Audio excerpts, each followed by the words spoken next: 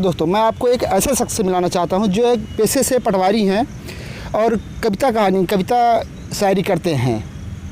आप ये हम सबके बीच में हैं अतुल उपाध्याय जी। बहुत धन्यवाद जी। अतुल भाई, मेरा एक सवाल मन में बहुत दिनों से था जी। आप स्कूल से ही कविता शायरी कर रहे हैं या बाद में करना शुरू किए हैं? एक तो मुझे ये लगता है कि दुनिया में कवि एक ऐसा व्यक्ति है जी जिसको आप किसी भी संस्था पे ले जाके नहीं बना सकते हैं कवि। वो बचपन से कवि होता है या कवि की दृष्टिकोण से वो सोचता है। तो मुझे अब ये महसूस होता है कि मैं बचपन से ही कवि की तरह सोचता था। और हाँ, रही बात कविता की, तो मैं स्कूल के समय से थोड़ा बहुत मैं तुकबंदियाँ करने लगा था। मुझे तो लगता है मैं अभी भी तुकबंदी ही करता हूँ, पर तुकबंदियाँ करने लगा था। धीरे धीरे फिर मैं मेरा इस दृष्टिकोण में भाग्य मेरा अच्छा रहा कि मुझे गुरु बहुत अच्छे मिलते गए जी।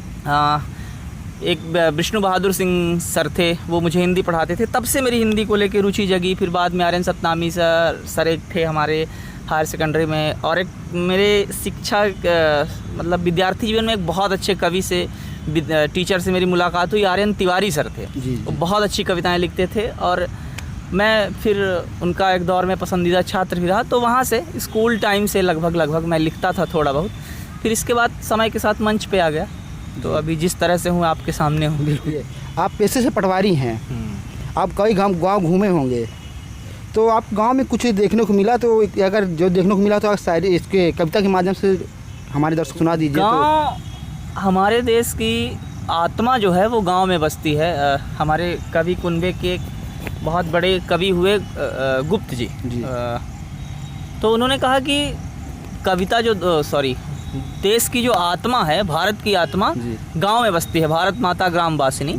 तो भारत आज भी गांवों में बसता है। तो आदमी जब गांवों में, मैं निश्चित रूप से गांवों में काम करता हूं और एक ऐसे तबके के साथ काम करता हूं, किसान, जो देश की आत्मा गांव है और गांव की आत्मा किसान है। तो निश्चित रूप से, लेकिन इतनी किसानों की समस्याएं उनकी देखने में पहले पर्दे पे फिल्मों में बहुत खूबसूरत लगता है।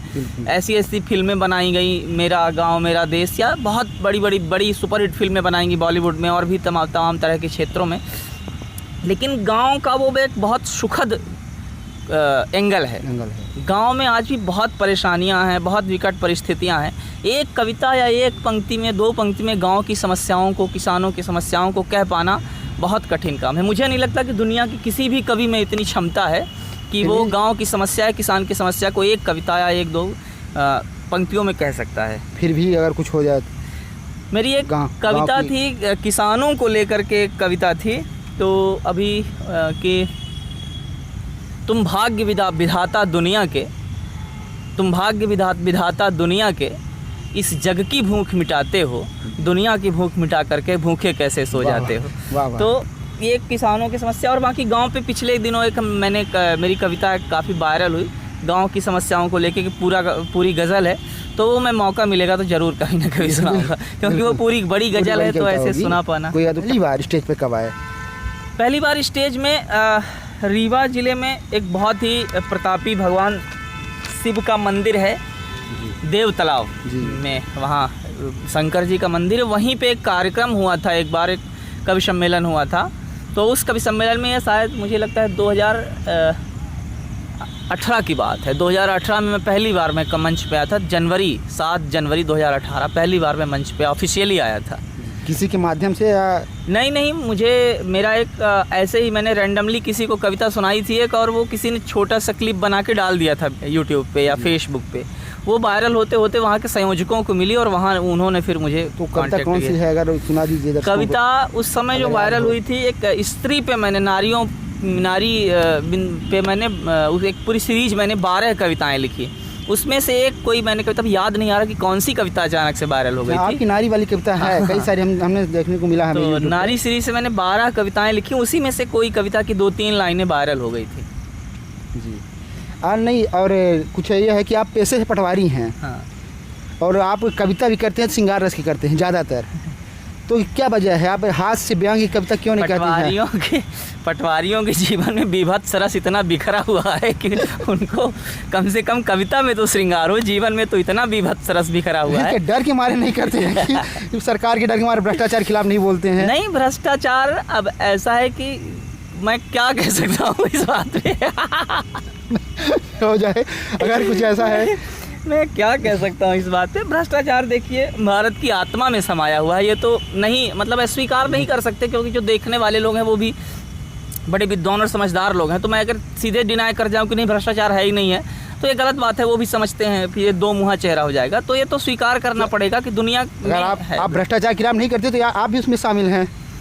नहीं, भ्रष्टाचार के खिलाफ आप भी शामिल कई बार ऐसा होता है कि बहुत सारी चीज़ों में हम शामिल नहीं हैं, पर कुछ जंजीरें ऐसी होती हैं कि अपन उसमें झगड़े होते हैं। लेकिन हाँ, भ्रष्टाचार के मैं खिलाफ हूँ, नहीं होना चाहिए बिल्कुल भ्रष्टाचार। मैं प्रयास करता हूँ अपने स्तर पर कि मुझसे ऐसी गलतियाँ ना हो और जितना हो जाए, बाकी ये जितनी मेरी क्षमता है उस स्तर से। कविताएं तो मैंने मेरे ऊपर कई बार कार्यवाही हुई इस तरह की कविताएं लिखने की, सरकार के खिलाफ कविताएं लिखने पे, प्रशासन के खिलाफ कविताएं लिखने पे, सरकारी कर्मचारी रहते हुए इस तरह की कविताएं। नहीं, अभी तो मैं खूब झेल चुका हूँ न्यायालय। सुना दीजिए, केस तो हो गया जो होना था। अरे वो पुराने वीडियोज पड़े हुए हैं, जिसको देखना होगा देख लेंगे। तो इसके लिए मैं क्षमा चाहूँगा, काफ़ी मैं चक्कर लगा चुका हूँ उसमें।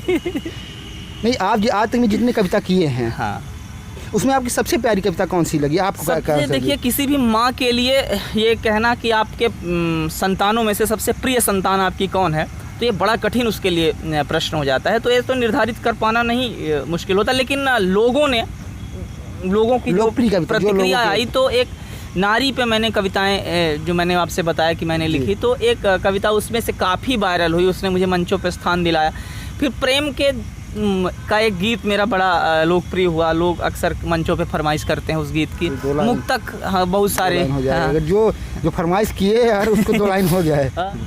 मैं एक मुक्तक मैं आपको सुना देता हूँ, पिछले दिनों मैंने लिखा और लोगों ने खूब पसंद भी है। क्या तो कुछ इस तरह तुम्हारी जद में होना चाहता हूँ मैं, कुछ इस तरह तुम्हारी जद में होना चाहता हूँ मैं, और महावर पाँव का आंसू से धोना चाहता हूँ मैं। प्रेम में समर्पण की पराकाष्ठा। महावर मतलब महाउर, अगर महाउर हम लोग रंग जो लगाते हैं, हाँ, रंग जो पाँव में लगाते हैं, उसकी बात है। तो समर्पण किसी को पाने की जो सबसे, मुझे लगता है कि किसी व्यक्ति को पाने की जो लक्ष्य होता है, वो सबसे पवित्र लक्ष्य क्या हो सकता है। तो प्रेम में समर्पण की पराकाष्ठा जो मैं सोच सकता हूँ, वो मैंने लिखने की कोशिश की कि कुछ इस तरह तुम्हारी जद में होना चाहता हूँ मैं, और महावर पाँव का आंसू से धोना चाहता हूँ मैं। तो तुम्हें बस इसलिए पाने की हसरत है मेरे दिल में, तुम्हें बस इसलिए पाने की हसरत है मेरे दिल में, तेरे कदमों पे सर रख कर के रोना चाहता हूँ मैं। तो मेरे दृष्टि से प्रेम जो है वो समर्पण का दूसरा नाम है। तो मैं जो कोशिश कर सकता था मैंने लिखा। बहुत अच्छी कविता लिखे हैं, धन्यवाद। और जैसे मेरे को लगा कि आप इतना स्टेज शो करते हैं, तो सबसे बेस्ट मोमेंट आपको क्या लगा पूरे स्टेज शो में जब आज तक किए? एक तो कवि सम्मेलन जो देखिए आप बाकी सारे आप शोज देखेंगे जो आमतौर पे प्रचलन में है, चाहे कॉमेडी शो है, उसमें सिर्फ हास्य होता है, या सिंगिंग शो है तो जो जिस विधा का गायक है वो उसी विधा के गीत गाता है। कोई ज़्यादातर पार्टी सॉन्ग्स गाता है तो वो पार्टी के गाने गाता है, या फिर कोई दर्द भरे गाने गाता है तो वो इस तरह के गाने गाता है। लेकिन आज भी मैं ये कहता हूँ कि कवि सम्मेलन एक ऐसा शो है जो पूरा पैकेज है, उसमें आपको सब कुछ देखने को मिलेगा। आपको उसमें हास्य भी मिलेगा, श्रृंगार भी मिलेगा, गीत भी मिलेगा, करुणा भी मिलेगी, राष्ट्र की भावना भी मिलेगी, और सब कुछ मिलेगा। व्यंग मिलेगा, सरकार के खिलाफ तंज और तमाम सिस्टम के खिलाफ तंज मिलेंगे। तो कवि सम्मेलन के जितने अलग अलग रस के कवि हैं, सबके लिए बेस्ट मोमेंट अलग हो सकता है। किसी एक हास्य के कवि के लिए बेस्ट मोमेंट वो होता है जब पूरी दर्शक दीर्घा हंस के लोटपोट हो जाती है। एक ओज के कवि के लिए ये उसका सब बेस्ट मोमेंट होता है कि लोग उत्साह में भारत माता की जय के नारे लगाने लगे। लेकिन मुझे गीतकार के तौर पे लगता है कि गीतकार के लिए और मेरे लिए व्यक्तिगत रूप से भी सबसे अच्छा मोमेंट वो होता है कि जब आप गीत सुना रहे हो और हज़ारों की भीड़ हो, मंच पे भी लोग हों और श्रोता हज़ारों की संख्या में हो, लेकिन आपके गीत सुनाते हुए लोग इस तरह से मंत्रमुग्ध हों कि पिन ड्रॉप साइलेंस हो जाए। बिल्कुल शांत हो के गीत, जिस समुद्रवत शांति के साथ जब गीत सुना जाए, तो मुझे लगता है कि वो मेरे लिए बेस्ट मोमेंट होता है। उस समय जब ऐसे लोग सुन रहे होते हैं तो मुझे लगता है कि मैं आत्मा से बोल रहा होता हूँ, वो मेरे लिए बेस्ट मोमेंट होता है। ये सवाल मेरा पर्सनल है और साथ लोगों का भी होगा कि आप शादी अभी नहीं की है। ये तो पिछले मेरे को लगता है कि 1-2 साल में मैंने जितने इंटरव्यू करे होंगे पत्रकार भाइयों के साथ, जितने यहाँ तक कि कवि सम्मेलन के मंचों पे जो सबसे ज़्यादा मेरे उसमें टिप्पणियाँ हुई होगी काव्य पाठ के दौरान, तो यही कि तुम शादी क्यों नहीं कर रहे हो, श्रृंगार के कवि हो। मैं करूँगा, ऐसा नहीं है, मैं खुद भी प्रयास में लगा हूँ, कोई अच्छा जीवन साथी मिले तो मैं करूँगा। और ये जो समस्या है, ये जो प्रश्न है, ये प्रश्न बहुत जल्दी उत्तर के साथ आने वाला है, खत्म करने वाले हैं। हाँ, दोबारा कोई नहीं बहुत करेगा। जल्दी मैं इस प्रश्न के उत्तर के साथ आप सबके सामने आने वाला हूँ। साल 1.5 साल बहुत जल्द मैं प्रयास अच्छा, यानी कंफर्म हो गया है। बहुत जल्द मैं डेट नहीं आया है। बहुत जल्द मैं प्रयास करूंगा कि ये सवाल अपने उत्तर के साथ उपस्थित हो लोगों के सामने। अच्छा, एक सवाल और है, आप लोगों को इतना एंटरटेन करते हैं, आप खुद कैसे एंटरटेन होते हैं?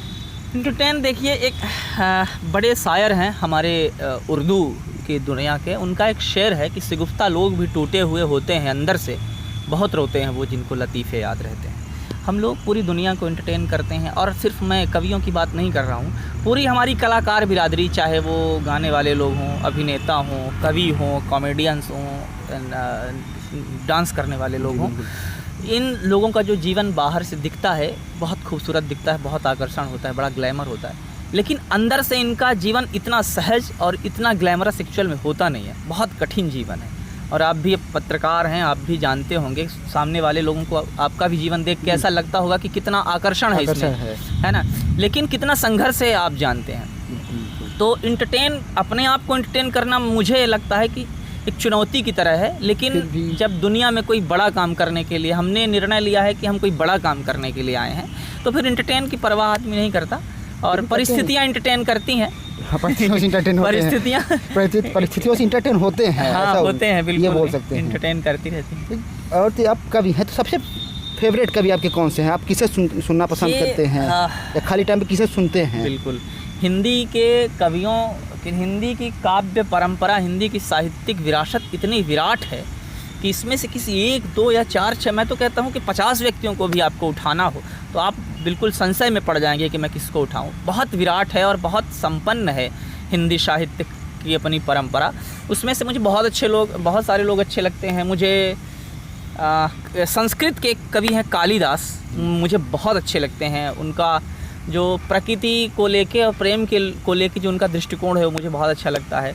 तुलसीदास तो ऑल टाइम फेवरेट हैं सबके। जो अभी कवि हैं इनको भी बात कर रहे हैं, वो तो जो है तो हाँ, इसके बाद नए कवियों में मंचीय कवियों की अगर आप बात कर रहे हैं तो मंचीय कवियों में कुमार साहब तो हर व्यक्ति की पसंद है। वो तो मेरे भी पसंद है, तो हमें भी पसंद है, व्यक्ति की पसंद है। तो कुमार साहब ने बहुत कुछ दिया है कवियों को। कुमार साहब मतलब कुमार विश्वास की हो रही है। हाँ, तो कुमार साहब वो कवि सम्मेलनी परंपरा के शिखर पुरुष हैं। और कुमार साहब के अलावा गजेंद्र प्रियांशु जी मेरे बहुत प्रिय कवियों में से हैं, गीतकारों में से। अमन अक्षर जी हैं, बहुत प्रिय गीतकार हैं। ओज के कवियों में, मंचीय लोगों में से राम भदावर भाई, बहुत अच्छे मेरे संबंध है राम भाई से, बहुत अच्छे कवि हैं। हास्य में रमेश मुस्कान सर मुझे बहुत अच्छे लगते हैं और बहुत स्नेह करते हैं मुझे। और भी कई सारे लोग हैं। हाँ, अमित शुक्ला हैं हमारे बिंद के हिंदी के अमित शुक्ला जी हैं। हमें आपका नंबर उन्हीं से मिला। अगर आपसे हम संपर्क किए हम उनसे नंबर लेकर अमित शुक्ला जी, और कोशिश करेंगे उनको भी बुलाने के लिए। बिल्कुल आप बुलाए। बहुत मतलब अमित भैया गौरव है हमारे लिए और नई पीढ़ी के लिए। एक ओज में ही बिंद में एक और बड़ा अच्छा नाम है राधाकांत पांडे जी। अभी हो सके तो कभी आप उनको भी बुलाइए, हम कोशिश करेंगे उनसे। और बघेली में तो कामता माखन और उमेश लखन परिचय की जरूरत नहीं है। और ब्रजेश दादा, बिल्कुल ब्रजेश दादा परिचय के मुताबिक, मतलब ब्रजेश वो उस बघेली के कवियों में जब लोगों तक कवियों के चेहरे नहीं पहुंचे थे उस समय ब्रजेश दादा की कविता पहुंच गई थी, नकल वाली। तो बघेली के कवियों ने एक्चुअल में वायरल होना सीखा ब्रजेश दादा से। महगना जी बघेली के उनकी कविता हमारी फेवरेट है, वो जो ससुराल जाते हैं, ससुराल वाली। हाँ, मैंने देखा है उस कविता के लिए। हम लोगों ने मंचों पे पागलपन देखा है। गांवों में तक कार्यक्रम होते हैं तो 1:30 बजे 2 बजे रात तक लोग सिर्फ एक फरमाइश के साथ बैठे रहते हैं कि मुझे ससुराल वाली कविता सुननी है। वो पागलपन है उस कविता के लिए लोगों में। तो ये रहा चुनाव आने वाला है। हाँ, तो अगर नेताओं के खिलाफ नहीं बोलेंगे, नेताओं पर 2 लाइन हो जाए, अगर कोई आपके पास है? बिल्कुल, अगर इस देश कविता हमने यूट्यूब में सुना था आपका, कोई है? हाँ बिल्कुल।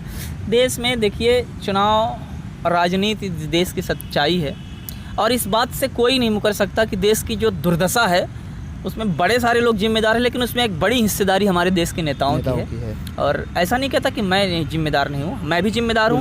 1/140 करोड़ भारत के लिए मैं भी जिम्मेदार हूँ, 1/140 करोड़ भारत के लिए आप भी जिम्मेदार हैं। लेकिन जो लोग हमारा नेतृत्व कर रहे हैं, हमारा प्रतिनिधित्व कर रहे हैं, तो वो उनकी जिम्मेदारी हमसे ज़्यादा जिम्मेदार है ना।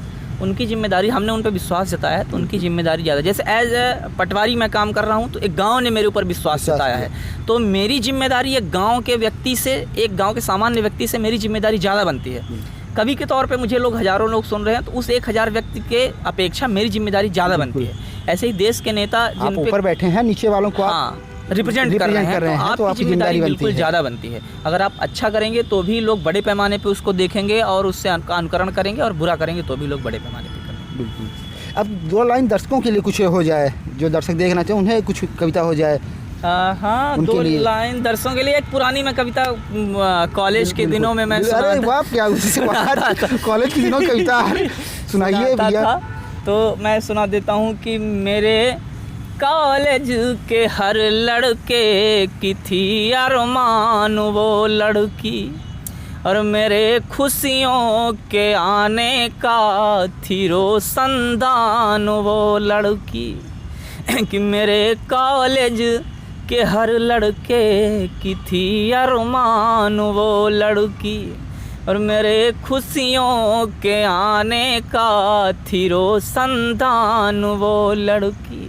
तो अलग अब हो गए एक दूसरे के रास्ते, लेकिन अलग अब हो गए एक दूसरे के रास्ते, लेकिन वो दिन थे जब हुआ करती थी मेरी जान वो लड़की। समझ रहे हैं आप कॉलेज लाइफ में कैसे रहे होंगे, हमें समझ में आ गया कविता से। हम दिल टूटे हुए लोग दयानंद सरस्वती हैं हम। अच्छा, तो क्या यानी यही वजह है कि आप कवि बने हैं? मैंने से लोगों का कहना है ना कि जिसका दिल टूट जाता है वो कविता करते हैं, शायरी करते हैं, तो क्या यही वजह है कि आप कविता शायरी करने लगे हैं? ये पता नहीं, मुझे भी बहुत ये सवाल अक्सर होता है कि ये पता नहीं, मुझे को नहीं समझ में आता कि कॉन्सेप्ट किसने पैदा किया कि जिसका दिल टूटता है तो वो कवि बनता है। मुझे लगता है कि कवि बनने के लिए दिल टूटना जरूरी नहीं है, लगातार दिल टूटना जरूरी है। ये सही, वो लगातार दिल टूटना जरूरी। एक बार में समझ नहीं आएगा, दिल टूटा एक बार में कहाँ शायर बनोगे, कहाँ अकल आती है। बिल्कुल। तो 1-2 बार में तो आदमी, लेकिन मुझे ये एक हास्य की बात अलग है। मुझे लगता है कविता पूरा का पूरा दृष्टिकोण का खेल है।